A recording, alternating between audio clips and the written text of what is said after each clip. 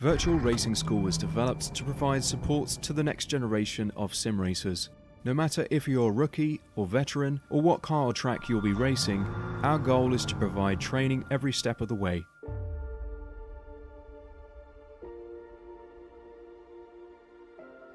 We found that iRacing can be quite difficult without proper training. There needed to be a way to prepare for on-track racing. With VRS, you can literally learn from the best sim racers in the world, including 4-time NASCAR iRacing World Champion Ray Alfala. And Ray Alfala is a 4-time champion of the NASCAR Pekin and Freeze iRacing Series. 3-time iRacing Grand Prix World Champion Martin Kroenke. Martin Kroenke becomes a 3-time world champion. Rallycross World Champion Mitchell de Jong. Mitchell de Jong is now champion for the iRacing Rallycross World Championship Series. And many other top sim racers. Data packs include everything you need to start learning. Our World Championship coaches create the data packs by setting a hot lap or a series of fast laps for you to compare, analyze, and replicate. Data packs also include a tutorial where the coach points out techniques they use to hit the fast lap. This gives you access to the latest driving techniques and setups before you even hit the track. Sign up for a free account and download the VRS telemetry logger. With this application running seamlessly in the background, your laps automatically start syncing to the VRS website. From there, you can analyze and compare 2 laps of your choice, whether it's your data, the coaches, or your teammates. VRS will automatically target improvement opportunities so you can get up to speed even faster. VRS also makes it easy for you to request and schedule one-on-one or group coaching sessions. These sessions can range from 30 to 90 minutes, and you can select the car, track, and setup combination of your choice. Visit virtualracingschool.com today to sign up and get started.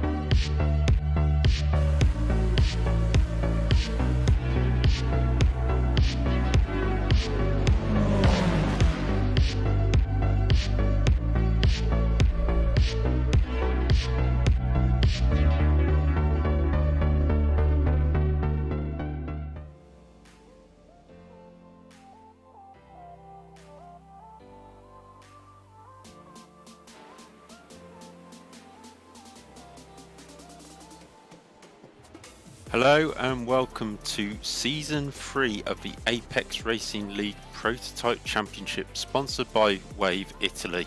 My name is David Whitehouse. I am joined in the commentary box and on production by Marco Barbier, who will be doing a double duty here tonight. And we're here at the American Watkins Glen circuit. As you can see, conditions are pretty much perfect for racing on this 3.35 mile track. And it's, as I said before, it is the 3rd season of this championship. We have LMP1s and LMP2s out there on the field, 3 classes altogether racing because the LMP2s are split into Pro and Am categories, but they all score as they finish on the circuit. So, Marco, you probably have a little bit more experience with this championship than I do. What are we going to be expecting from tonight? Well, first of all, hello to you, Dave, and hello to everyone watching for Season 3. Yes, we can expect great action, of course, with 2 classes on the field and a very robust LMP1 field for this season. Those cars are absolutely, I like the duality of this championship. On the one hand, you have the LMP1 cars. They are, pinnacle technology-wise of prototype racing of the last few years. Hybrid system on board. You can absolutely push the limits with that car, and you also have to deal with a lot of things while you drive, pushing the buttons and looking at your hybrid system, etc., recharging, and also of course you have massive overspeed over the LMP2 field, so you will be doing a lot of lapping, and that's going to be of course crucial the more you get into the race. On the other hand, you have the LMP2 cars, the new global, I say new, it's been a few years, it's been around, based on the global LMP2 platform from ACO and the FIA. And this is a back to basics kind of prototype, just a simple V8 engine, no hybrid, no technology whatsoever apart from traction control, and it's proven incredibly popular. This platform has revived the LMP2 racing on iRacing and in real life. So these cars will provide close quarter battling, but of course at the same time they will have to deal with the LMP1 cars that will be going past them at incredible speed and battling with each other. So it's always a matter in this kind of sports car racing, balancing your speed with your track awareness and doing your best to not get into trouble and get the best result possible. Well, that comprehensive rundown by Marco has us into the qualifying session, which is 4 minutes long, so the drivers are just getting their first action out there tonight, and we'd like to first of all thank Wave Italy for sponsoring this season yet again. It's great support from them. Wave Italy's mission is to offer the best experience in driving simulation to an even broader audience, and with the aim of conveying the thrill of a real race to passionate and professionals of esports and sim racing. They offer extremely performing and realistic devices, also suitable for corporate and private events, so it's great that they are on board again this season, as we could see some of the cars having to pass each other in this qualifying session, which getting a clean lap is going to be all important, even though they will be set up on the grid apart anyway, because of the times aren't that are so dramatically different. Yes, so the LMP1 cars will be gridded in front of the LMP2 cars, but then the LMP2 cars Pro and Am will be mixed based on their qualifying times, and we expect as per usual to see some overlap between the back end of the P1 Pro and the front end of the P1 Amateur. It's been, it's a classic, and it's always been. So far, as you can see on the left side of your screen, they are pretty well divided. We only have, we have no LMP2 Pro behind the LMP2 Amateurs. We only have one car out of position so far, which is Daniele Pizzo. Is an LMP1 driver for the Leo Racing team, the unmistakable yellow livery of Leo Racing team, and certainly he is looking for a better quali run, clearly not 16 seconds off the pace in LMP1, therefore he's sure to go back to a more respectable position, and he does right now, 8th place. So yeah, I know for the admins at ARL it's a source of pride when they can split the field perfectly, and so far it is perfectly, spread. You have all the LMP1s in front of all the LMP2 Pros that are in front of all the LMP2 AMs. So, so far so good, but I don't want those ARL admins, to get too excited, because then the race is going to be different. But yeah, this is what we can expect, and we have a very strong contingent from RLR in LMP1. Right now, the top 6 cars in qualifying for LMP1 are all from RLR. Then we have the 2 Leo Racing team cars of Labati and Pizzo, and the DRS car of Arcidiacono. There is sporting the Wave sponsorship on his car, unmistakable livery that as well in the Italian sim racing scene. Olli Cole is in 10th place for IPM, and then another RLR car with Simon Kaularts and Niklas Schneider for Schneider Motorsport rounds up your LMP1 field. As we were saying, LMP1s all in the same class. We have a driver which I absolutely love in Sunday night shenanigans here on Apex Racing TV on the IGP Fan F3 series. Is Teemu Millikangas from Finland. He is incredibly entertaining to watch, and switching from the F3 car to the LMP2 car today, so let's keep an eye on him. Could be an interesting driver to keep an eye on tonight.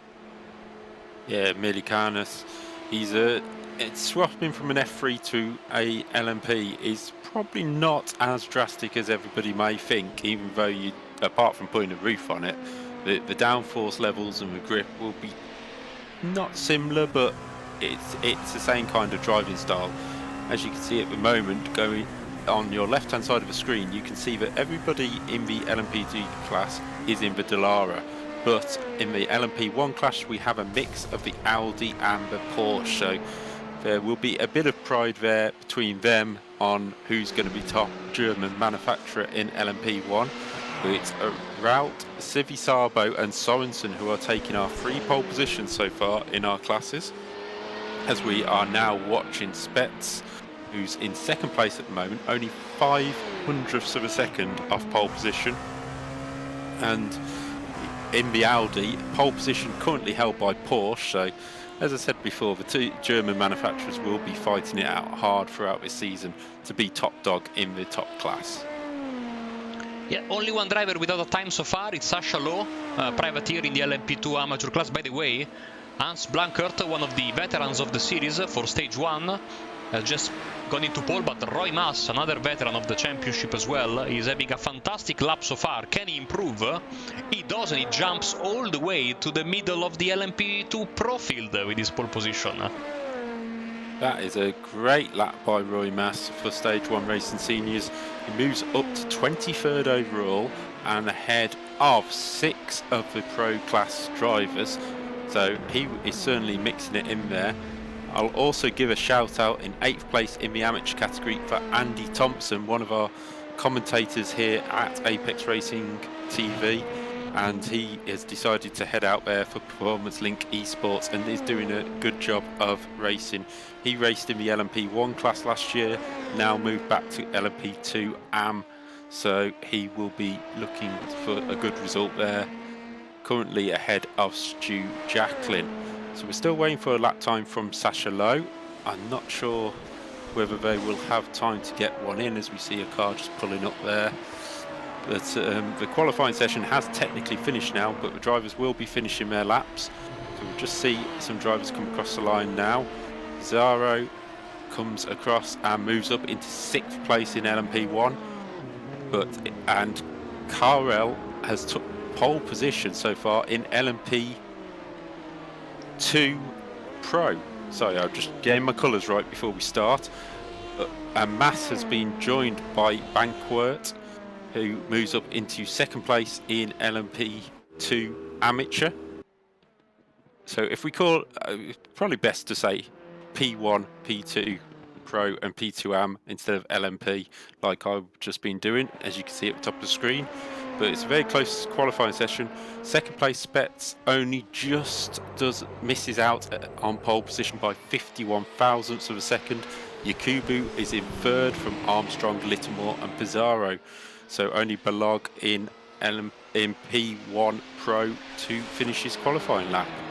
As we see him there on the screen, coming around final corner. He's had 2 green sectors, so he might just slightly improve. Actually, the time's saying 4 minutes, so he has had a very slow lap there. So obviously a mistake in the first 2 sectors. Yes, we are just waiting for the final few drivers. Morten Kofod, apologies, is already parked. And James Parker coming around the final corner heads for pit road. So in just a second, we should have our starting grid for this first round of the championship. Thank you so much for joining us. You know, having been in the commentary team for the first and the second season of this championship, I can tell you the excitement is always fantastic in this series. There is never a dull moment.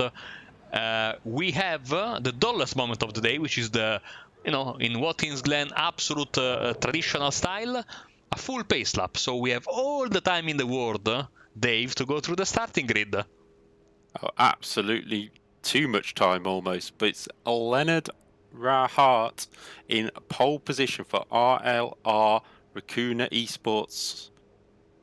That's a pole position in the Porsche. Alex Spitz in 2nd place, only 51/1000ths off, but the Swede is on the front row. Ismail Yakubu has lined up 3rd, just behind his I wouldn't say his teammate because they race for orange and black teams, but Ismail is technically in the same stable, shall we say, and so is James Armstrong racing for the gold version in 4th. 5th is Ryan Littlemore, who is teammate to the poleman. He lines up alongside Daniele Pizarro, who is the first RLR car not to be up there. He's managed to outqualify Balog in 7th, Carlo Labatti in 8th, and Nicholas Schneider in 9th. Ollie Cole rounds out the top 10, while Marco Archidi...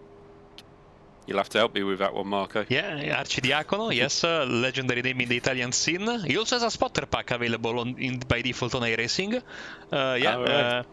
Yes, a very, very difficult name even for us Italians, so I don't blame you. Yeah. So he's in 11th with Simon Klartz in 12th. Then we head on to P2 Pro category, where Owen Carl for Drive Dead Racing has took pole position in that class from Michael Marinini. Giuseppe Mura is in 3rd from Daniel Civisarbo. Now, Civisarbo, I've watched racing in Formula V's before, so he has done a few races in the Apex League, so we know he has some pace about him as the pace car pulls away for the formation lap. Francesco Panetta in 17th, with Julius Braun in 18th, Riccardo Giloli in 19th, and Marian Henseler in 20th. Timo Malakalas in 21st, and Omar Roberto in 22nd, ahead of Lorenzo Castellini, who is just ahead of Roy Mass, who's the head of our amateur category. Then we go back to the pros, where Lorenzo Zavalli is in 25th, Anders Lejortet, apologies if I do get these wrong, he's in 26th, James Parker in 27th, and second of our amateurs, Hans Banquet in 28th, Maximin Zuliski in 29th, and the final of our pro category, Andrea Pentanella in 30th, Thomas Sorensen 31st, we're into the AM category now, Martin Telgard in 32nd, Gerardo Ilacotti in 33rd, Andy Ticehurst in 34th, Morton Kofod in 35th, Andy Thompson, who we hear from in the Apex Racing Leagues as a commentator, in 36th, Sasha Lowe in 37th, managed to get a lap time in the end, but he's a bit further back than he probably would have wanted, and Stu Jacklin rounds out the 38 runners on tonight's grid. Beautiful big grid tonight. It's going to be fantastic, and of course there is a live timing link in the chat. It's been pinned above on YouTube, so you can follow the racing all over the field, of course, as the race will go on. Remember, we have 1 hour.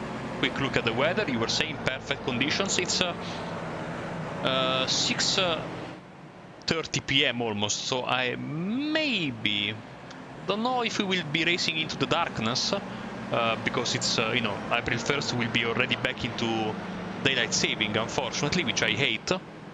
But certainly those headlights might come in handy, and certainly you will be seeing a lot of headlights flashing as soon as the race begins, especially from these LMP1 guys when they go through the field. Now, we don't have the chicane today, we don't have the inner loop, which is both a blessing and a curse.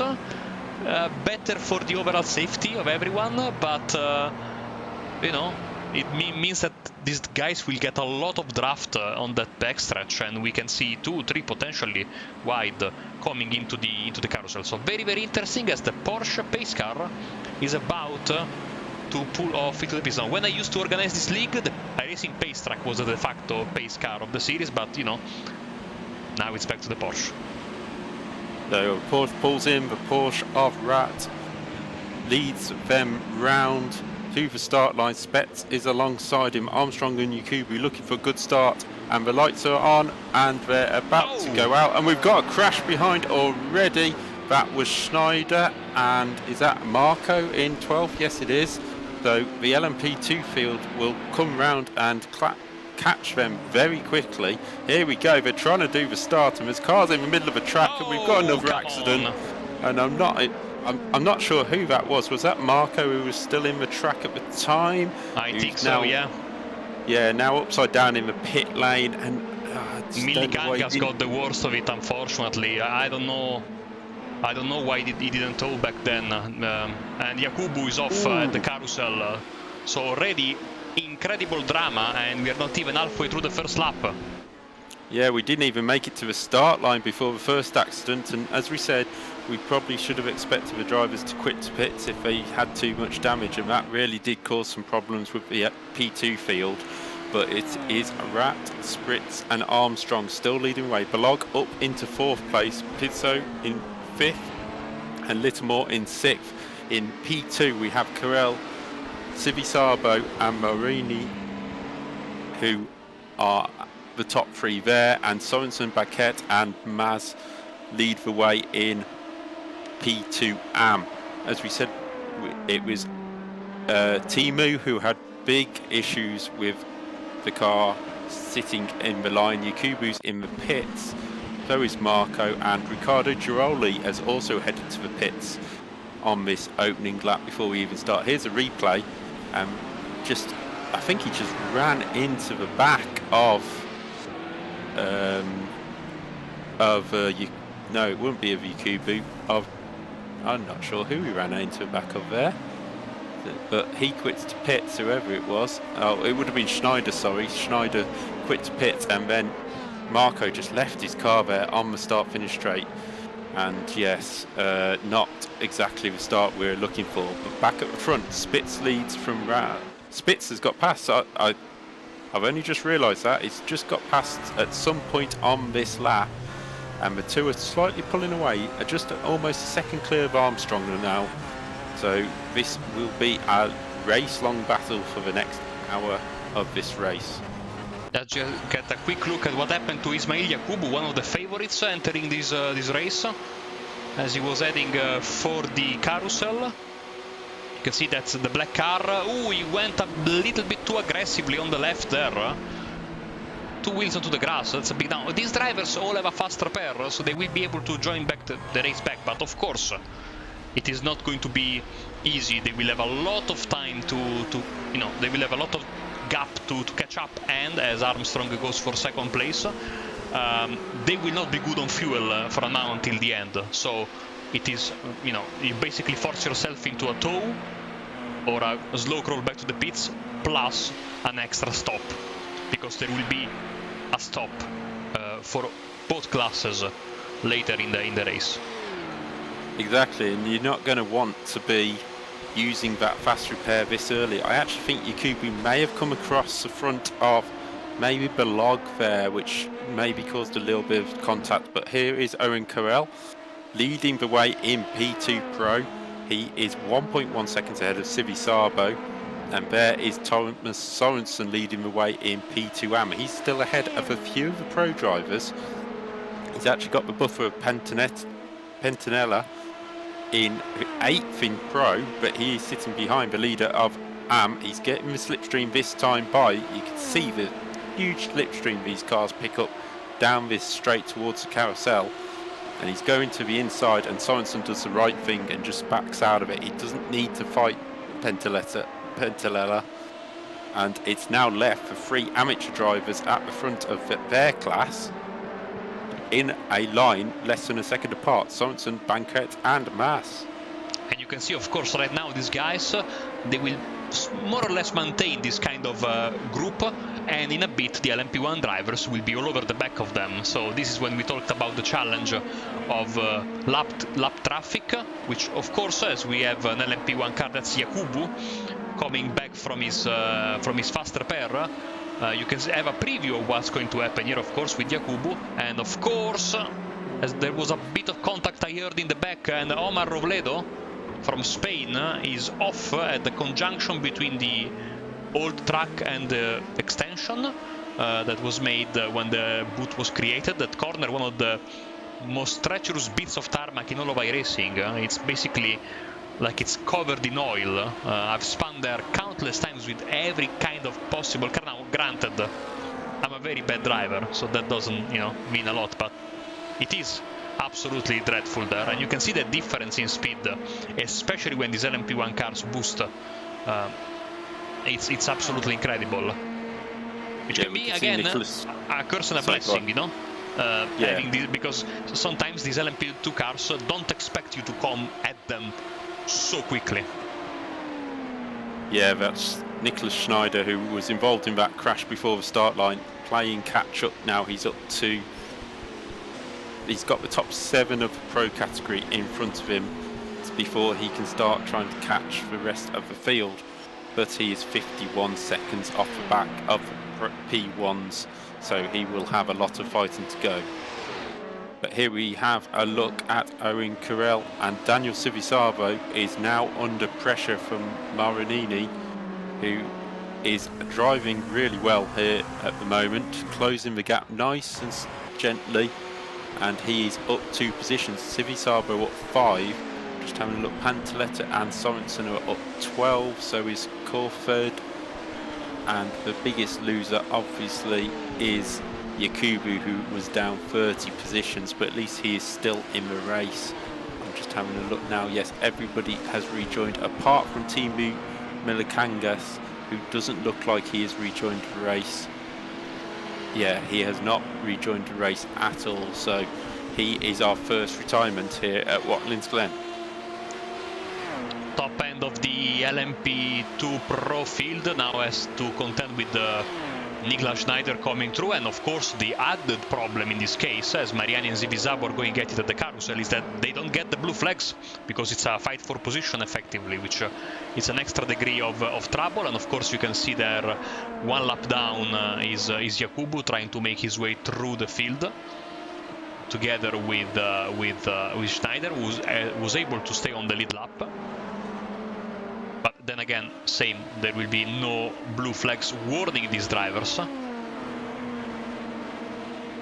Yeah, it's a treacherous time. Luckily, it's not like Le Mans where we've got the GT cars as well, because that would be absolute chaos. We have got the live chat open, so if you want to let us know who you're supporting in this hour-long race, feel free. I can see at the moment Jonathan Grabuski saying cue the Rocket Man music for the start of that race. Yeah, I think we can agree with that. Hi to Andrew Maffa at Double Dash Motorsport Media, a colleague of mine. So hi Andy. Carter McColeman saying Timu time. Well, sadly I think Timu's already out of the race. And that's very disappointing. I was so looking forward. I blame myself partially for that, because it was a delayed commentator's curse. I highlighted him in the practice session and qualifying, and his race ended basically at the start-finish line. So disappointing, but you know, nothing he could have done.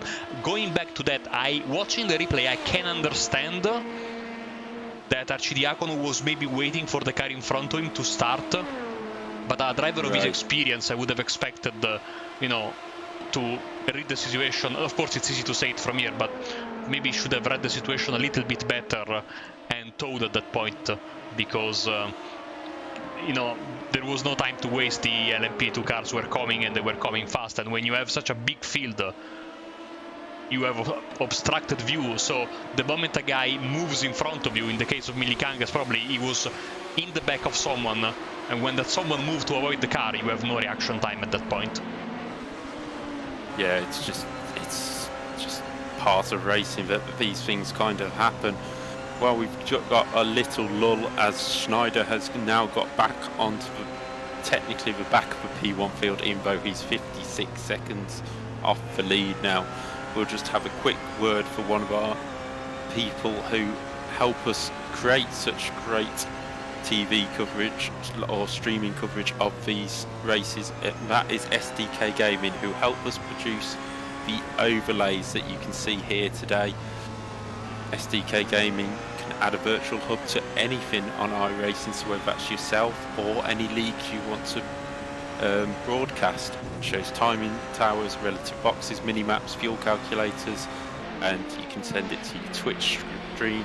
And when you're doing the endurance races, you can adjust your team strategy on the fly with the most accurate live timing on iRacing. So it is a great thing to have. I've used it personally when I raced in the 10 hours at Road the Petit Le Mans event, and it helped us actually win our class. So that was it is well worth having if you do your endurance races or if you want to broadcast any races. And into the carousel we have there Bizarro just coming up behind Cole, and will he make the move here? It's a very bright, is that an LMP, is that a P2 trying to get out the way there? Yes it is. So my mistake, I was thinking that's a very bright Audi or Porsche, but not this time. So it's Spets who still leads the way, 5 seconds clear of Armstrong, while the poleman route is down 6.2 on the leader and having to fight off Balog. But we'll continue to watch Bizarro trying to get through all of this traffic. It's going to be absolute chaos. You have to keep your eye on the ball throughout this traffic. And the general rule in iRacing, for anybody who doesn't know, is normally that the faster you stick to your line as a P2 and the LMP ones have to find their own way around you. That is absolutely what I would want if I were lapping, but given my speed I'm usually the one being lapped, so I can say that from my experience, keep your line and let the other car go around you, because there is one less factor, because if you start moving then the other guy has to guess where you're going to move, but if you stick to your line, sometimes it's going to go bad, but most of the times it's not. Be predictable. Being predictable is the best thing ever for a lapped car. Again, I say this with a very long 20+ year experience in sim racing of being lapped on multiple occasions. We have 2 more drivers in the pits from the LMP2 Pro category. Roberto and Suzuki are both in the pits, the privateer and old guys road teams. They will probably be heading out, but they look like very long pit stops as we now look what happened. Oh, this is what happened to Roberto. Yeah, he was on the outside of 3 wide and had to spin in the middle of the straight. I did the right thing, probably just trying to tow back if he had damage. As we now look at Ryan Littlemore moving his way past some traffic. And slides wide into the gravel. Oof. Slight knock with the wall, should be okay with that, I think. This happened just as we were watching the replay, by the way. He's elected to continue, so he feels that his car is good to go. So yeah, the pace, so sorry if I interrupt you there. No, that's fine. Dave, but it seemed like Porsche had great pace in qualifying, but now he's the lone Porsche in the top, in the top 6. And the Audis are slowly, but slowly taking over. Slowly but surely taking over. Yeah, but Balog, Kulitz and Cole in the Audis all trying to close in on Rahout at the moment, but Leonard doing a good job at the moment for the RLR Orange Squad. We'll shorten the name slightly on this to try and make sure we can fit it all in. So it's currently RLR Gold 1 and 2, Orange 3 and 4, and 5th Black car in 5th, with Ollie Cole moving up 4 places so far into 6th. Other RLR cars is Ryan Littlemore for the Orange Squad in 9th. Just having a look a bit further down the field, yeah, Ismail Yakubu in the eSports Black team is up to 25th on his recovery, so he's gained 7 places so far and is looking to try and move forward. He's just going to try and catch Schneider for the start off. Yakubu, after his incident on lap 1, you've just got to take it easy, get through the field as quick as you can and just run your own race now. It's you can't really affect anybody else, as you just saw the LMP, the P1 graphics on the left hand side. Spitz, Armstrong, Rahout, Balog and Carlutz in 5th, and we're just watching Schneider, he's about 30 seconds off the back of the P1 field, and Yakubu 53 seconds behind that, but that has closed 4 seconds in the last 5 laps. So Yakubu, obviously the quicker driver in qualifying, and is doing a similar thing now as he has just gone through past Lee Jordet back in the field. And we're now looking at Roy Maas, the Dutchman, the Stage 1 Racing Seniors, third in class, took pole position in the amateur category, but lost out to Sorensen and Barquet at the start, who is now leading actually in front, and he's got Yakubu around the outside of him, up the inside of him, and just a sensible move there by Maas, just to let him go. It's not your fight. In these kind of races, you've got to know who's around you and who is worth fighting against, as Yakubu makes another position, and he's finally, I think, passed, yes, Sorensen he has just passed. So next driver is the lead amateur car, but we're now back at the front because Leonard has caught up Armstrong, and they're trying to get through back past a little bit of traffic, which almost turns in on the German in the 71. But these two drivers technically from the same stable, even though not teammates, so they will be a little bit respectful to each other, or it'll be a very quiet team dinner next time round. And also Jabol Balog is also joining this party, another ARL driver. And a graphic that we usually don't use, but I like to use in this case, is the lap time comparison with the best time in class, so we can get an idea of the pace difference. There it is, you can see 1:23.5, the best lap for the LMP1s, the best time for the LMP2s at 31.8. Not that big of a difference between the fastest lap of the P2 Pro and Am as expected, just 1 second. So you can understand why there is a little bit of mix between these two classes, even though, as I was saying, especially in qualifying, they've been perfectly spread out, all three of them. But as you can see, quite a lot of difference between the LMP1 and the LMP2 cars, and we will see that, of course, across the all of the season. Maybe it's better if I bring back the lap counter, so we are on lap 13, and we can also have a look at the track map. There it is. Not a lot of real estate available out there, Dave. No, there's not many people around. I'm just trying to look around this loop that they are on now. There's a lot of clear space in front of these guys, who are now 11 seconds behind the leader of the race, who again has a lot of space in front of him, but then everybody else seems to be queued up in a massive, as Formula 1 would call it, a DRS train. They just seem to be matching each other's pace at the moment. As we look at Giroli, 1 lap down, he's playing catch up from the opening lap as well, and he is up to 13th in place. Suzuki and Robert Ledo are back. Well, he's back in pits. Suzuki is out, so we have 2 retirements from this race. And Giroli certainly pushing on, trying to catch Parker now, who is the next car in front.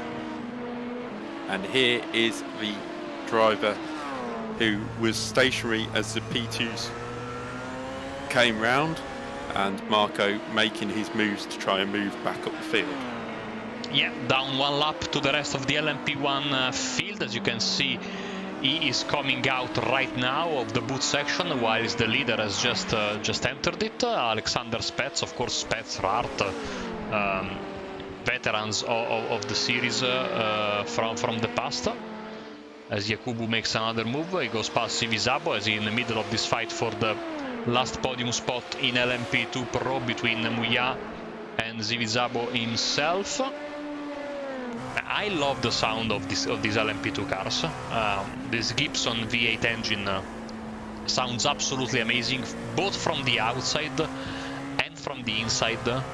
Absolutely a fantastic sounding engine, this one. Of course, the same engine for every one of these LMP2 global platform prototypes. The Oreca, of course, the Dallara, the Multimatic, and the Ligier, but the Oreca has proven to be the de facto standard in world racing right now.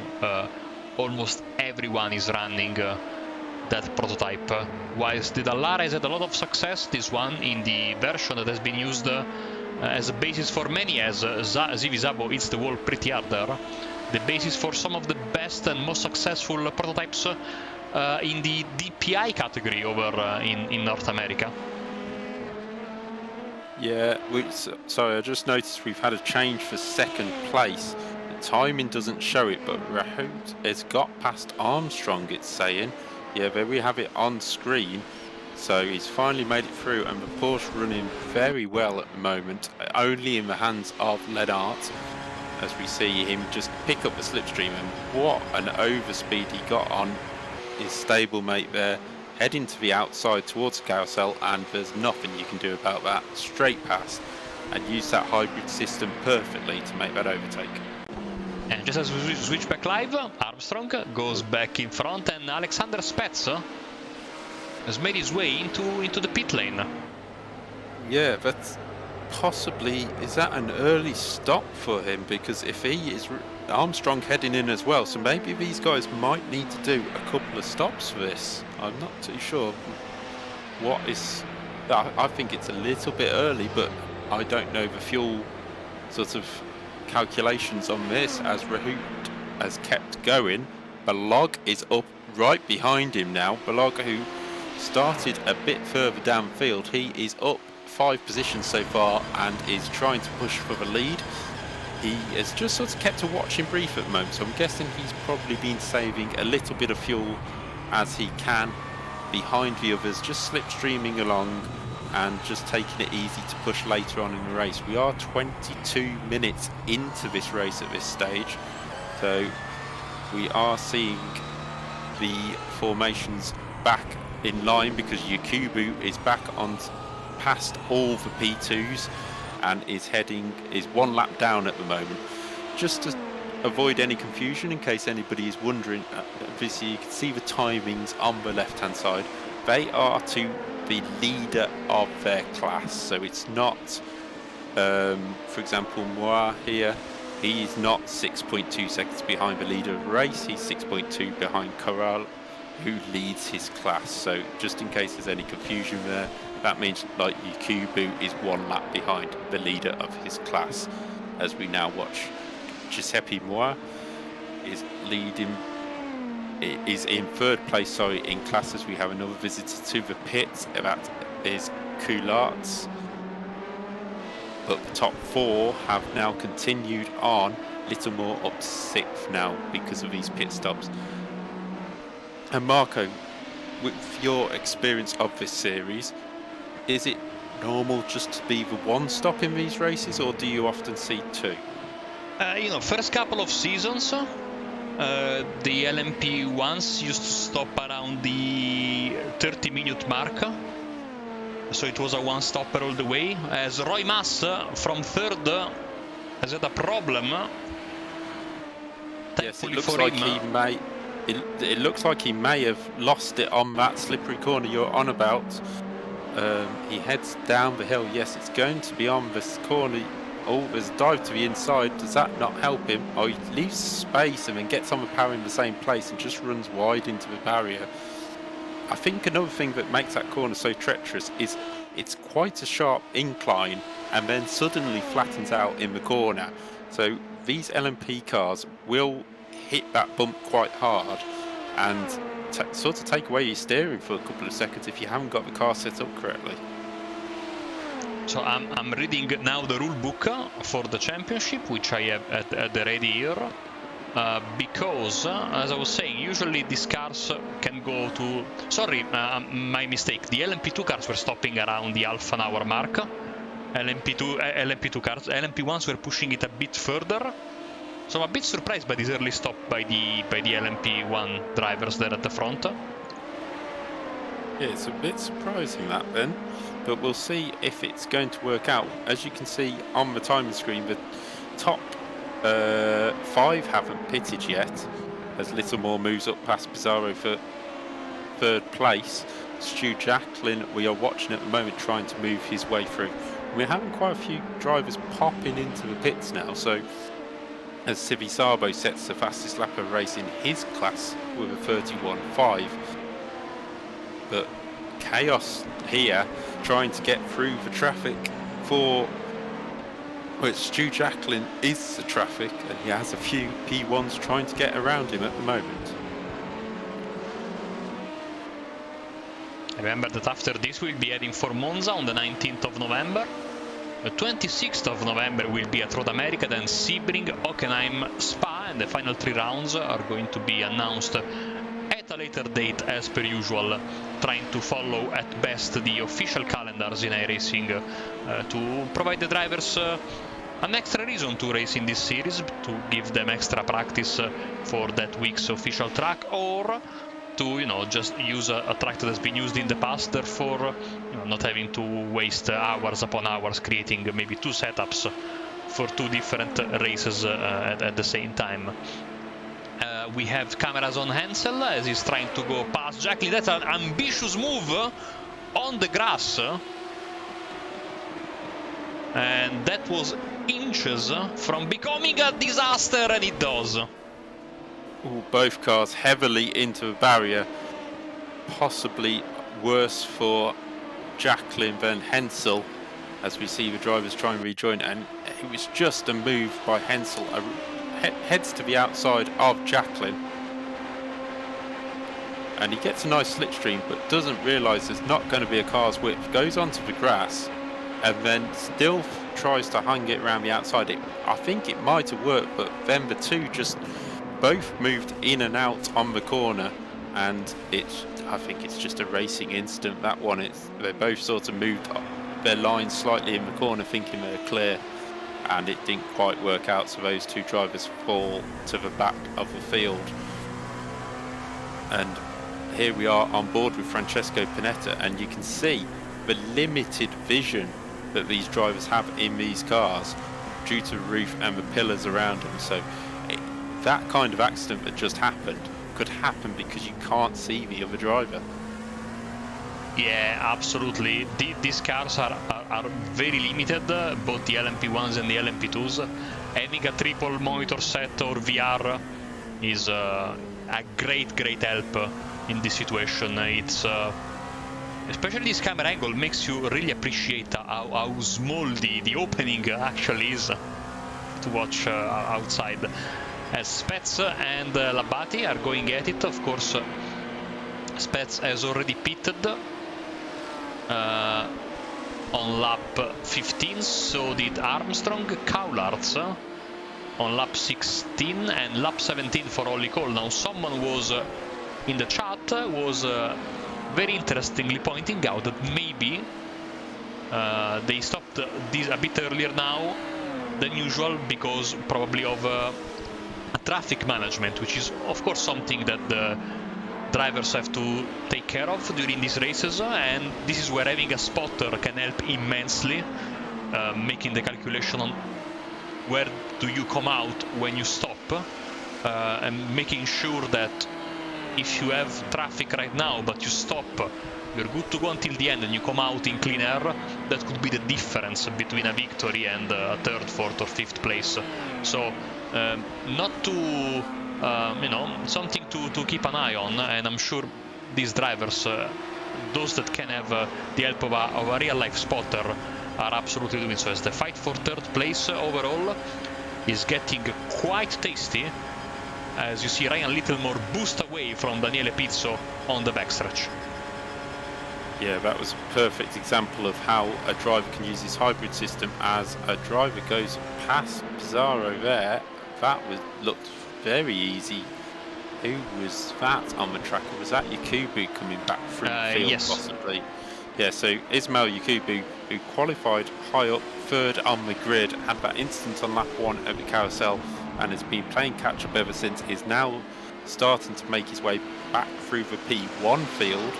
Obviously, he will probably need to stop again anyway, but he is holding on to 11th place in class at the moment as he makes his way through the P1 drivers that he feels he's quicker than. Just a little shout out a bit lower down, we saw, and I think Andy Ticehurst heading for pits as well. So we've had about a third of the field pit at this moment in time, and Andy Thompson is up 9 places into 27th. So is Sasha Lowe. He's up there into 28th. So some strong drives by these drivers at the moment. Sasha Lowe, we didn't do a qualifying attempt, or avoided it as they were going round, so he's up into 7th place and showing some strong pace, trying to close half a second quicker than Thompson that time by, and only 4 seconds behind. And look at this traffic down into the carousel. It's Spets who's got past Pizarro and is now up into 4th place and only 15 seconds off the lead. So he is going to have a huge lead once these other drivers pit. He's only got 3 more in front of him, and one is only 2 seconds down the road in Ryan Littlemore, who is running really well, up 2 places so far in the 83.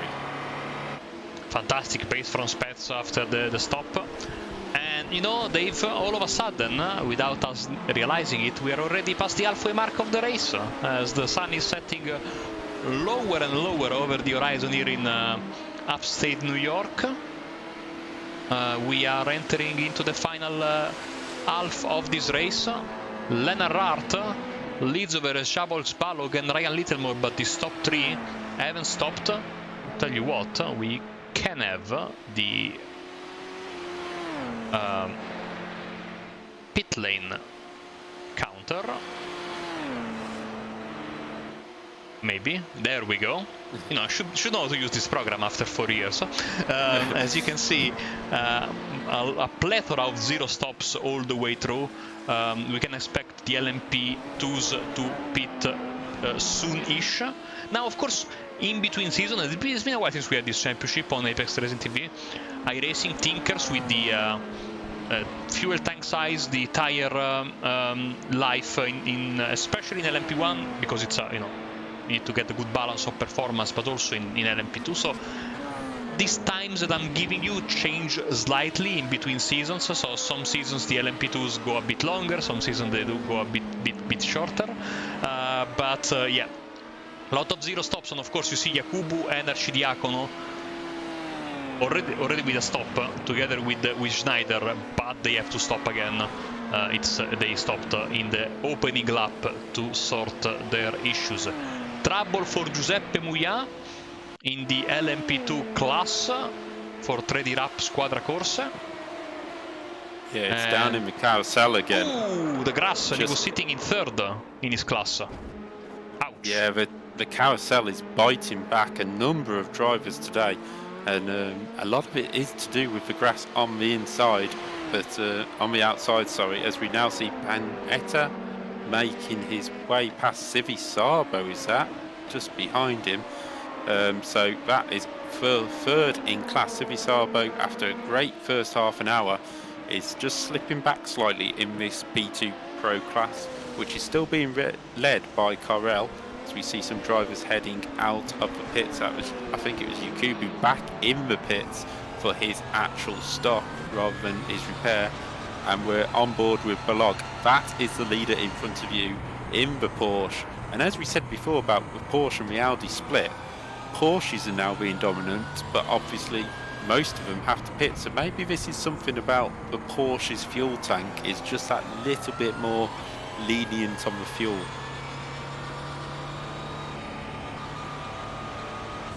Now, I will admit I don't remember, but I remember in the past pit stops with the Audi were a bit quicker. Of course, different kind of fuel in these cars. The Audi, of course, using diesel. As Ryan Littlemore jumps in, I think this will open the floodgates for the stops in the rest of the LMP1 field. Yeah, Spets now up into 3rd place, still sitting 14.7 behind Rahat, but he knows he doesn't need to push at this moment because the guys in front still need to pit as Littlemore comes into the pit stop. And this is a P1 stop for you as we now flick to our leader, Leonard Rahat, who, the German, leading the way. He's led since the start. I think he took the lead on lap number 2 or 3 and has led since, pulling away from the rest of the... Sorry, no, Rahout was on pole position. I'm thinking of Spets. Oh, it's been a long 35 minutes. Rahout started on pole, fell to third, and he is trying to close the gap to Spets, sorry, now. But he still has Balog all over the back of him, only 4 tenths behind. Let's see if either of these decide to pit now as they still try and get through some P2 traffic. Balog having a great drive at the moment, the Hungarian, who, does he head to pit lane this time? No, he doesn't. He just takes the tighter line to get past that P2 runner, and the battle for the lead is back on. Only 3 tenths lost on that lap for Balog. You know, it's a lot of cars, a lot of names, a lot of classes. Dave has jumped into this broadcast with basically an hour to go, and we thank him a lot for that. So, man, you're doing brilliant. You know, this is my 3rd season in the championship, and I'm still surprised by you know, some of the names and the cars, etc. Especially with some drivers moving around between classes, as Carlo Labadi heads in for Leo Racing Team. After the pit stops, we'll give you a through the field look, so you can see where your favorite drivers are, and also a reminder that you can watch the live timing. The link is at the very top of the YouTube chat, so you can see where your favorite driver is. Also, let me say a big thank to Wave Italy. Wave Italy's mission is to offer the best experience in driving simulation to an ever broader audience, with the aim of conveying the thrill of a real race to passionate and professionals of eSport and sim racing. We offer extremely performing and realistic devices, also suitable for corporate or private events, an unforgettable, immersive driving experience. Wave Italy are providing the overall winner of the LMP1 class the choice of their high-end Wave Impetus Imola or Wave Impetus Monza sim pedals in a color of their choice, whilst the overall winner of LMP2 gets a half a day of professional coaching at the Wave Italy Professional Training Center at Verona in northern Italy. Beautiful town, absolutely fantastic, a jewel of a city, the Italian Northeast. To get 5% off any product at waveitaly.com, use the code APEXRACING5 at checkout. The Apex Racing Academy and SDK Gaming are providing the prizes for the rest of the podium. And of course they will be available for you in the rulebook of the championship, so rich prizes all the way around. I can absolutely vouch for Wave Italy. They are you know, fantastic and recognizable name in Italy, and not only that, and you know, if you get, you know, the chance to go and visit Verona, is one of the most beautiful cities in Italy. Absolutely fantastic place, so go there. Oh man, what happened? I'm not too sure. Just saw some smoke coming out of the final corner, but let's have a look on this replay, see if we can pick it up. It's Carlo Labati who is coming around the final corner in. Oh, and there's another driver already off there, and oh, who was that? Labati actually managing to put himself back in the pit lane, so perfect place to go and get a tow from. But it was Gerardo Incontinetti who is in the final corner, and he gets a nudge, and then he rolls back into the track, can't do a huge amount about it, and nowhere to go, and Labati goes flying. So that is our, I would say, our 4th and 5th LMP cars to be joining either British Airways or Fly Italia.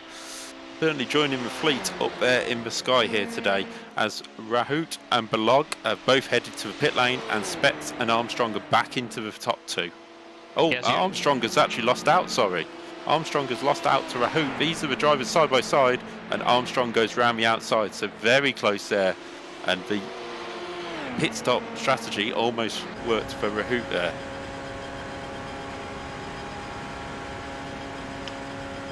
So from now on, free to the finish. Yes, Dave, go ahead. I was just going to say, also in the P2 classes, Panetta has headed to the pits. So Corelli, Marini and Civisabo are all back into position. Panetta, actually, that's worked really well for him, because he's only half a second off Marini for second place. So, and back in amateur category, Sorensen has took the lead from Brancret in pit stops. And 5 seconds back is Mass, who has got to watch out for Corford, who's flying up behind him at this moment. Let me give a shout out to Francesco, one of the veterans of Italian sim racing. We actually both remember a bit of each other back when we used to race in Grand Prix Legends, as Armstrong defending R from Rart there in the penultimate corner. So, you know, one of the staple names in Italian sim racing all the way back to the Grand Prix Legend days. And still going strong after all these years, still at the top of his game. And man, those were the days with Grand Prix Legends. You know, he's still driving at the top level, whilst I was terrible back then, and I'm already went the commentator route now, so it didn't really work out for me.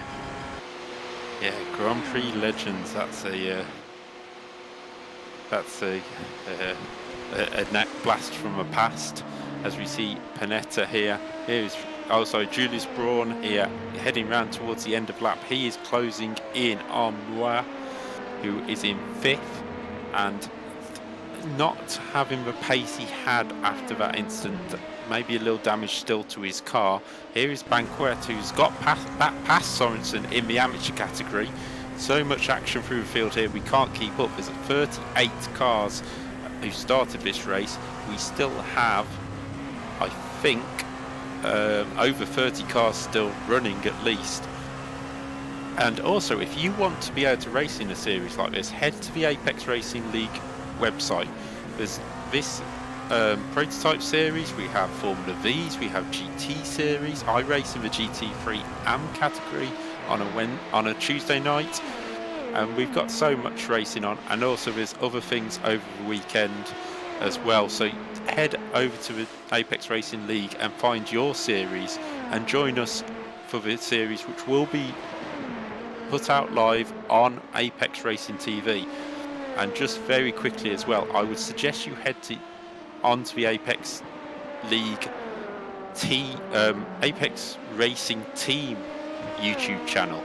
A big announcement has been made by Apex Racing in the last 48 hours about a sim and race team headquarters, pretty much, where we will be able to have a studio and be able to run these events from one single place. So that will be a big, ambitious project by the team at Apex Racing, and it'll be great to see it when it's all finished. Absolutely, absolutely. That was a great announcement. Can't wait to pay a visit there, you know, next year after I go to Great Yarmouth with Sam Fitzpatrick, our colleague. Yeah, great. I know Great Yarmouth quite well. I've travelled the country quite well, but here we are back at the battle for second place here at Watkins Glen. The sun is setting, and the race will be setting up for the finale of the 15 minutes in the next lap or so, as Rahut from pole position seems to have a little bit more pace in the second half of this race, all over Armstrong, getting a nice slipstream, but Armstrong using that hybrid system really well to get out of the first corner and push himself up this hill. And look at the gap he's managed to pull out. But this is where Rahut can come back. He uses it in a slightly different way and also uses the slipstream. He's coming back towards the carousel, but straight's just not long enough for the German to make it through. So here we go. As we were saying, of course, especially when you have this big of a contingent of teammates and stablemates in a series, and you are actually locking out the top 5 of the standings, you can take a bit more liberties, I would imagine, Dave, in fighting against each other. Yeah, you possibly can, but also you will have probably practiced together and you know each other's strengths. Here is Balog, who has moved up onto the back of these two. He's had an impressive race, just sat there nicely, sort of quietly moved his way up and has now caught the back of his battle to second place. He's sort of been slightly off it throughout the event so far. So James Armstrong is going to have 2 of his stablemates to look after and defend from if he wants to hold on to his second place. But 21 seconds out in the lead is Spets, and I would say without a mistake it's going to be very hard to catch him now. as the German leads away from Armstrong. The Brit Armstrong having a good run here. I think he started about 4th on the grid and is run in 2nd for the majority of the race, so good start from him. Just going through the field, Andrea Pellinetla is the biggest mover with Morten Corford, both up 11 places. Obviously, lower down the grid you can move up places a bit quicker, so in P1 the biggest mover is Simon Kozolz, the German. Oh, that was Iaconetti again after colliding with the other LMP1 earlier and then getting hit by Labati. No harm, no foul this time. By the way, we owe you the through the field, so here we go. Spets in front of Armstrong and Leonard, your top 3, but this is a state of flux, of course, in LMP1 with Balog very close to them. Simon Kaularz locks lockout for RLR in the top 5 of LMP1. In LMP2 Pro, it's Owen Carroll for Drive Dead Racing. He's in front of the duo for SRC Mivano Jr. Michael Mariani, there is, and Francesco Panetta. Daniel Zivisabo is sitting comfortably in 4th, in front of Giuseppe Muglia of 3D Rap Squadra Corse. Then in LMP2 Amateur, it's Hans Blankert. He took back the lead recently over Thomas Sorensen, sitting in 2nd, there is. Roy Maas is in 3rd, despite his brush with the wall earlier. Morten Køffed is sitting in 4th, and Martin Tailgård for Team Vikings, there is in 5th. Yeah, we've had some great racing, and as you can see, the battles are still going on with 13 minutes left on the clock. The race has flown by here at Watkins Glen. Not the longest lap we have throughout the year, but with that loop on, it is quite a decent length, shall we say.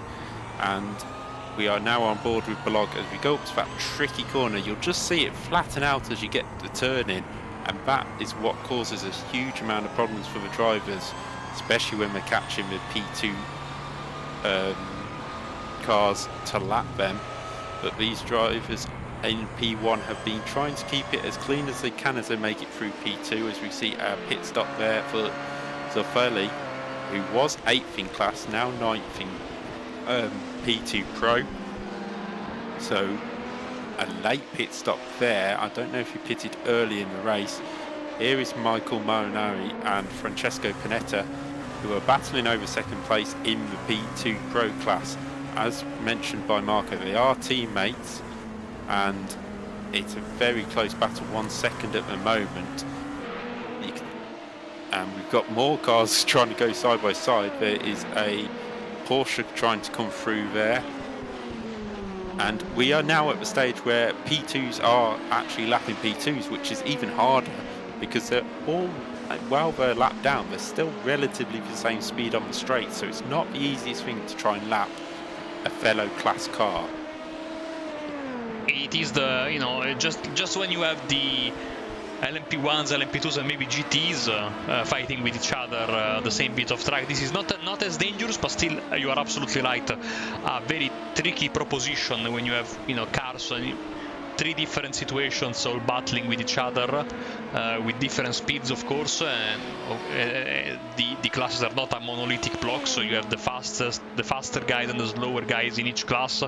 So and you're getting to the end of a 1 hour race. We are 10 minutes away from the checkered flag, Dave, and it is you know, mentally very taxing having to deal with the traffic both as a lapped car and as you know, a driver that's doing the lapping.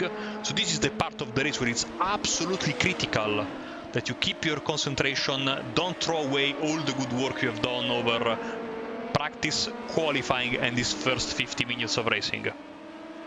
Exactly, concentration is the key for these drivers, because also it's not like you're driving, say, Formula V or something on the game. You're driving a very quick car, so every corner comes at you quickly. You need to be on your game for the whole hour, and for these types of cars, this is pretty much a sprint race. They're doing an hour. It's almost like a qualifying session for them. They will just push every single lap, There's no worry about we've got to look after the car for 24 hours or anything like that. I remember when I did Petit Le Mans, we were in the GTE class and just trying to keep your eye on where the P2s were coming through, and that was you know, a huge amount of pace difference, and you've got that with the P1s and P2s here. Just a rundown quickly of your leaders. Spet still leads in P1, Carell in P2, and Banquet in P2 amateur. So no, these drivers have pretty much led the majority of the race for their classes, but they've been under pressure for most of it. Only Spets has managed to really eat the gap out, but that's probably more because Rahout and Armstrong have been fighting hard. Here's Thomas Sorensen on your screen. He is second in the P2 amateur category. A quiet race for Sorensen, but he's kept Banquet under pressure, and they have both stayed clear of Mass, who qualified on pole. He's only 2 seconds off this pack, so that is going to be a close race to the end of the checker flag, which is only 9 minutes away. Of course, now it also comes a time where you will know if you have made your calculations correctly, which usually that is not the problem. The problem comes when you try to, you know, because every tenth of a second counts. So you maybe try to get a quicker stop, you put in a bit less fuel, you gamble that you're going to make it right. And of course, in this series especially, if you are in the LMP2 class, you need to have in mind with your fuel strategy the moment where you stop and where the LMP1 cars are, because they will dictate when the white flag comes out. And you know, it has happened, for example, in Road America is one of the places where you really need to pay attention where the LMP1 cars are, because if you make a mistake there, it's a very long lap, and you know, at the end of the lap, you have the final sector is all uphill, so if you run out of fuel there, you are not going anywhere. Here is a bit easier, but still, one of the extra degrees of difficulty for the LMP2 guys is making if you gamble on fuel, the gamble has to be spot on, because if the white flag comes out at the wrong time, you are in big trouble. Yeah, like many races, you normally have the leader of your class, but now you have something that is about 7-8 seconds quicker at least. I'll just have a look at the fastest laps.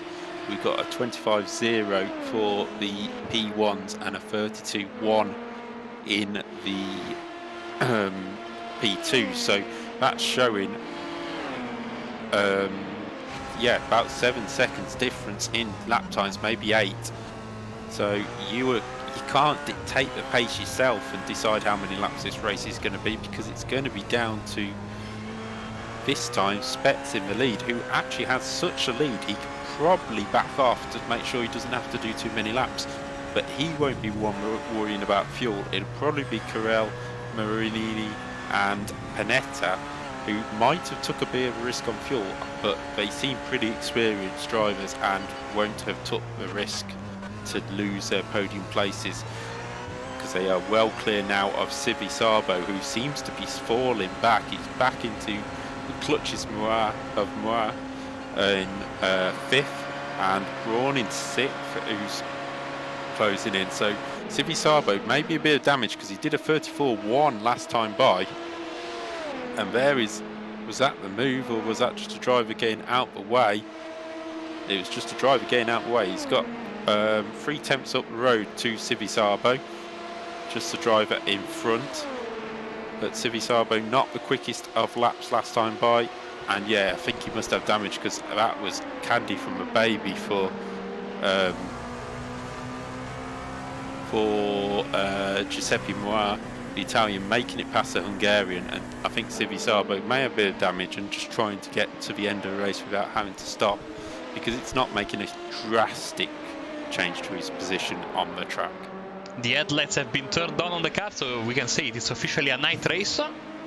You can see the reflection of the headlights on the tarmac there. Very easy to get, especially in these LMP2s, to get underside damage by running too hard on some curves or going off track. So it's not out of the question. You are absolutely correct in pointing out that Sivi Sabo's performance has dropped quite a bit lately.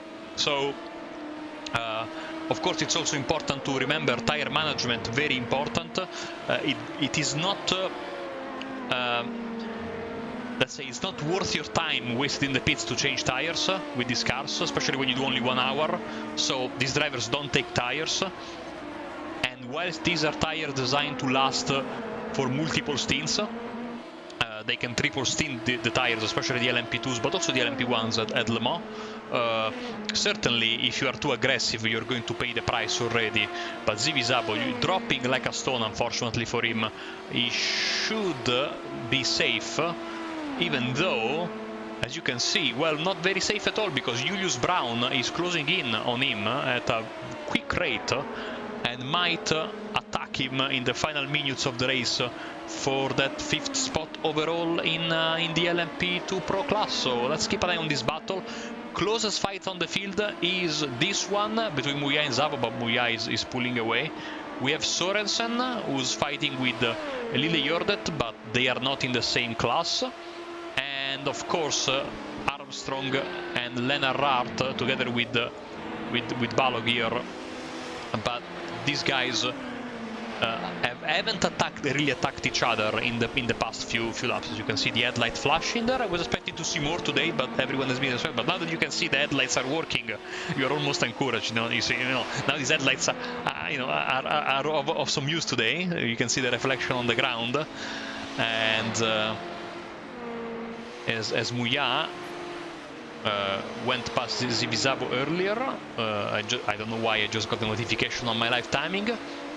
So as I was saying, don't forget that we will be back in 7 days time, same place for round 2 of the championship. And it's a fantastic calendar and one you can watch on Apex Racing TV. So if you would like, please subscribe to the channel, ring the bell so you don't miss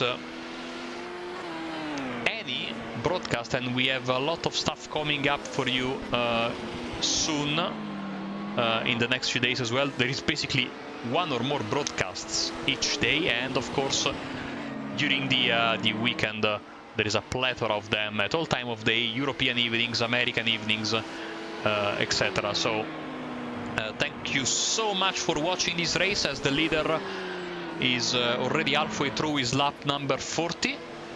Lap number 41, apologies, as the clock is about to reach the 2 minutes left.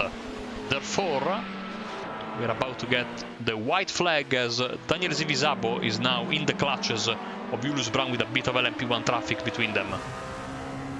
Yeah, this gap's closed down very quickly, and the traffic will not have helped. Rahut is also closing in on Armstrong. There's a second gap between them, but this is the battle which is really closing up. Zivisabo just struggling along the way, and yeah, he should be safe in 6th, even if Brown gets him, but we'll just have to see what happens as he tries to close in. And again, this view just showing you how much limited visibility these drivers have, especially when the night comes down, and these drivers will be glad that the race is just about to finish before sundown. As we could see, oh, there's a driver off there. Sasha Lowe is off as the white flag is waving, and he towed back to the pits, so we should be okay. He is not, unfortunately, as Brown goes past Zivisabo just as we were switching away from the... weren't they the cars behind? Yeah, they were the guys behind him. So, oh, ooh! Lucky boy Zivisabo there. If he'd been a second later on the scene, Lowe would have probably took him out, but great reactions by Sasha to get themselves out of the way. Oh, there's a car on the grass. That is the Zivisabo battle, I believe. No, it's Banquet. With an LMP2 Pro car, so I don't know if it's very smart to fight this hard on the last lap of the race. It's going to allow Thomas Sorensen and Mass to close in, but we are on the final lap. Are these guys just behind the leader, I think? Yes. So these guys are on the last lap, but here is your leader, Alex Spitz. The Swede has led the majority of this race after he took the lead from Rahut near the start. Rahut has moved his way past Armstrong on this final lap, but it is going to be a dominant win for Vialdi and Spets, who comes across the line and wins the opening round of Season 3 here at Watkins Glen. We will have to wait 25 seconds to see Rahat comes back through, but Hans Broquet, the Belgian, takes victory in P2 AM, and that is a great win for him after qualifying third in that class, as we see Julius Braun and Civisabo still fighting over this 5th place in the P2 Pro class. Now, we said Civisabo was dropping like a stone, but he is now recovering on this final lap to try and get that 5th place back. Every point could count in this championship, but they've also got to remember, as he goes to the inside, a late move there by Civisabo, just pulled out of the slipstream, but he's going to have to defend like hell now, because here is Braun. Owen Carell takes victory, the Brit takes victory at Watkins Glen for the P2 Pro category, as we head back to this battle for 5th place, and Civisabo is back through, and can he hold on for this 5th place? These last couple of corners don't have much of a braking area for Braun to close the gap up. Civisabo, it looks like he's going to hold on to 5th place, and he does so in the final corner, just doesn't run wide on the exit, and he will have it on the run to the line. So that's 5th place for Daniel Civisabo and 6th for Julius Braun. We've not got many drivers left to cross the line, but there is your 3 winners: Spets, Carell and Banquet winning the 3 classes. Lorenzo Castellini just crossing the line now, 7th in his P2 Pro category. As we now have a look at Owen Carell and Michael Marini, who crossed the line there. What a race it has been, with battles throughout the 38 car field. I think we had about 5 retirements in the whole field, so that is an impressive number of finishers for what is quite a tight track. And Marco, what did you think of that? You know, I'm very, very proud of the drivers, because after the way the race started, this could have turned into one of those crazy wreck fests, but everyone kept their cool. We had a couple of crashes, unfortunate, but for the rest, the prevailing factor that we had today was the great action on the racetrack, and you know, very, very excited. And this is a tough track to have exciting race, because it's so treacherous. There is not a lot of runoff, a lot of grass, so everyone behaved very, very nicely. Congratulations to everyone. Let me guide you through the final race results, and we will start with the LMP1. Well, let's go with the overall, of course, because maybe it's a bit better, so we can have all the drivers show where they finished. Alexander Spets, your winner.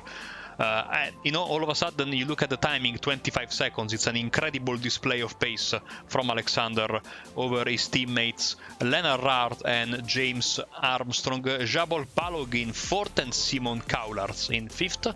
Olli Cole was 6th in front of Ryan Littlemore, Daniele Pizzo, Niklas Schneider and Ismail Yakubu. We will have other LMP1s down the road. Owen Carroll is your winner in the LMP2 Pro category, in front of the SRC Mivano Junior duo of Michael Mariani and Francesco Panetta. Giuseppe Muia, despite a close contact with the wall, is able to finish in 14th class in front of Daniel Civisabo, Julius Braun, heroic defending from Civisabo there in the final few laps, Lorenzo Castellani and Andrea Pettenella. Behind him we have the winner of the LMP2 amateur class, Hans Blackworth. Then it's a mixture of pros and ams. Anders Lille-Jordet in front of Thomas Sorensen and Roy Maas. Lorenzo Zoffoli in 23rd. Morten Kofed and Martin Tailgord in front of Andy Ticehurst. Marian Hensel was 27th overall in front of our very own Andy Thompson. And going even further down, Gerardo Iaconetti, who took flight towards the middle portion of the race in front of Stu Jacklin, Riccardo Geroli and James Parker. Sasha Lowe is your last LMP2 driver, and then the retirees that, you know, were several laps down.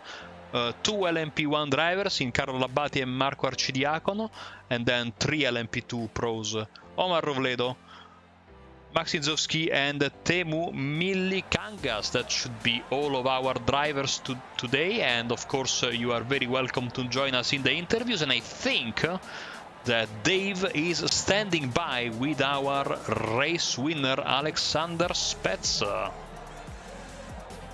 Yeah, I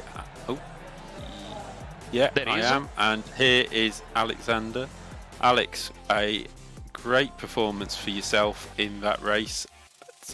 Didn't quite qualify on pole, but sort of a dominant victory in the end. Yeah, the race was great.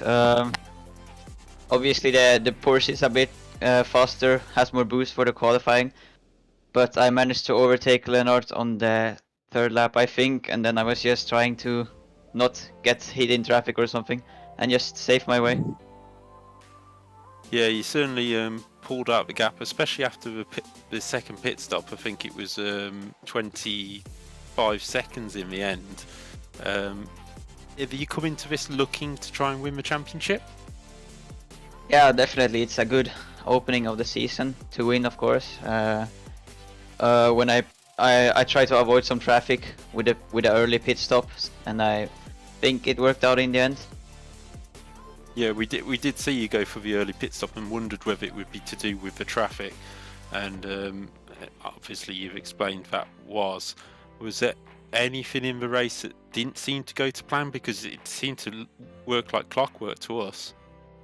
Yeah, everything was going great, but I had a small little touch with the LMP2 that scared me, but it ended well, so it was fine after all. And we head off to Monza next time by. Is that a track you enjoy? Yeah, I enjoy the track. I think it's gonna be very close racing. Obviously, it's really much slipstream on the track.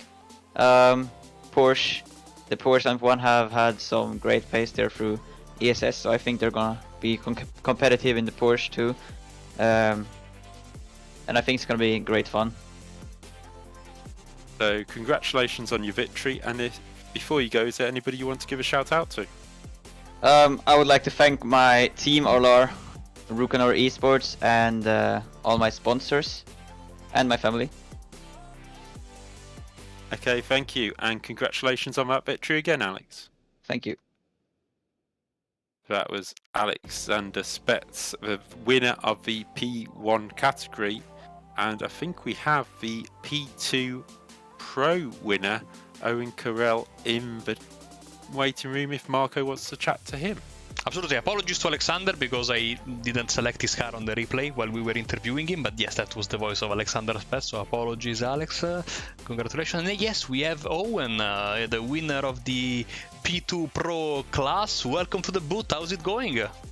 It's going well, man. It's definitely not an easy race, but got there in the end and took the W, so yeah, it's pretty nice. Yeah, we were wondering during the broadcast, we were imagining not only the it's difficult to drive the car in itself and the challenging track, but how taxing was it mentally to basically 1 hour of constant battling with other cars in your class, dealing with traffic, the faster LMP1 drivers. It must be quite a challenge to bring the car home in one piece in the 1 hour race. Oh yeah, 100%. I feel like an hour is like my peak of any single race or sprint race in that sense. And yeah, as you said, like every LMP1 coming past you super quick and having to know exactly where I need to put my car so we don't crash. And yeah, it's very, very taxing, especially for an hour. But yeah, it's just as soon as that hour goes, it's a massive relief.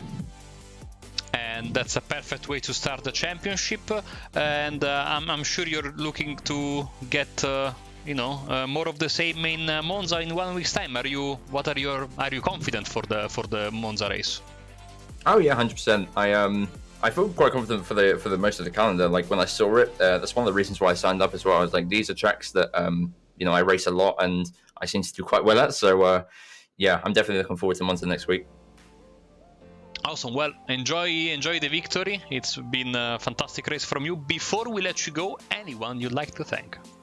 I'd like to thank my team, Untitled Racing, of course, and Daniel as well, my teammate. He had an unfortunate race today, but he still did very well, and we've been working super hard to get everything together for this race, and it paid off. And my sponsor, Next Level Racing, as well, for supplying my rig.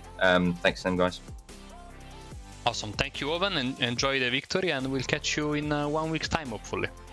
Thank you very much, guys. Appreciate it. We have time for one more, and I think we can chat with the second place finisher in the LMP1 class. Dave, Leonard is with us. Leonard, a good first race for you. Qualified on pole position, but fell back slightly in the race at the start. Was there anything in particular that happened there? No, first of all, thank you for having me. That's just the characteristics of this track. The Porsche just doesn't have the regeneration on this track to stay in front. So we were quite surprised that we were able to at least keep the pace with James. But Alex today, that was just a mega mature drive from him, and he was so quick. No way we could have caught him. You were one of the drivers who took a later stop. People like Alex took an earlier stop. Do you feel like you maybe should have pitted earlier, or did it surprise you that they pitted so early? No, it didn't surprise me that they pitted early. I expected something from them because we are trying just to dodge. Because we're all in the team, we talk about this. So they were just trying to dodge the LMP2 traffic. But for us in the Porsche, it's just crucial to get the car down to a low fuel level, because that's where our speed is. Our car, with decreasing fuel levels, keeps the same lap times, so we need to run it dry almost. So we don't have the option to pit early. The Audi does have that, and it helps the Audi for the regen, because as heavier, they need to brake earlier. So it was the right decision for the Audi, but still for the Porsche, it was the right decision as well. So that's just how different the cars are. So for a circuit that doesn't really suit your car, a great result, getting second overall. I'm really happy about that. My goal for today was maybe podium if I could manage that and not get any off tracks. Well, I achieved one, the podium, but I sadly got one off track, so an extra point for me. Yeah, let's hope it's a bit closer for the lead on other tracks, but this is just maximum we could have done with the Porsche today. Well, congratulations on the podium, and before you go, is there anybody you'd like to give a shout out to? Yes, our sponsors, Rucano, which is a sponsor that came to the car just for this league. So really happy about the new sponsoring deal, and of course Abruzzi and ARL. Yeah. Okay, thank you, Leonard, and hopefully we'll see you on the grid next week. I hope so too. Have a nice evening. You too. That was still pole position holder and your second place finisher in that race. So next week, Marco, they head off to the Monza circuit, and I guess we're expecting some close racing there again. Absolutely, and of course that will be all about the speed. There is not a lot of the Audi as you know regenerates with the braking, whilst the Porsche can also regenerate on the straight. So maybe I'm expecting a bit more Porsche supremacy there, but you never know. These drivers always have a trick up their sleeve, so it's going to be a race that you don't want to miss. There will be a lot of passing, a lot of exciting action, and I think we can absolutely look forward to that. That will be, of course, next Friday, apologies, always at the same time, 20 GMT, and I think that's all for us. So Dave, take it away. Yeah, so obviously the first round of the Wave Italy Apex Racing League is over and done with for the Prototype Championship. This was Season 3, Round 1. As Marco says, the next round will be next week at the same time on Friday evening with Marco, I presume, and possibly me. Who knows? We'll see when we get that far.